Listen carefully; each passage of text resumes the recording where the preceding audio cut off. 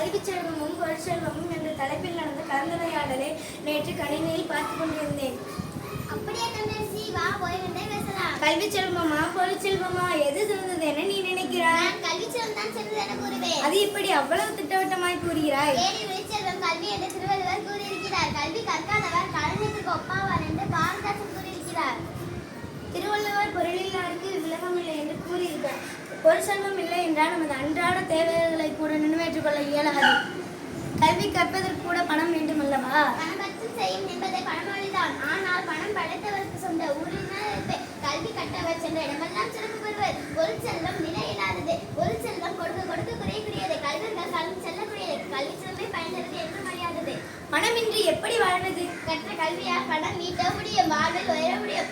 கல்வி வளர்ச்சிதான் எல்லா முன்னேற்றத்திற்கு காரணம். புதுமைகளை கண்டறியும் பணம் தேவைப்படும் அல்லவா?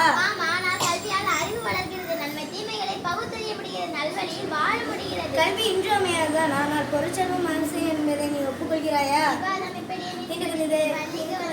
இருவரும் தன்னாசிரியை சந்தித்து இது குறித்து பேசுகிறார்கள். மக்களிடம் அறியாமை இருளை நீக்கி அறிவு ஒளிபடுத்துவது கல்வி. கல்வி அறிவை நாம் இளமையிலேயே பெறுவதால் சிறந்தவை. இளமையில் கல்வி செல்லில் எழுத்து என்னும் புதுமொழியை நாம் மறந்துவிடக் கூடாது.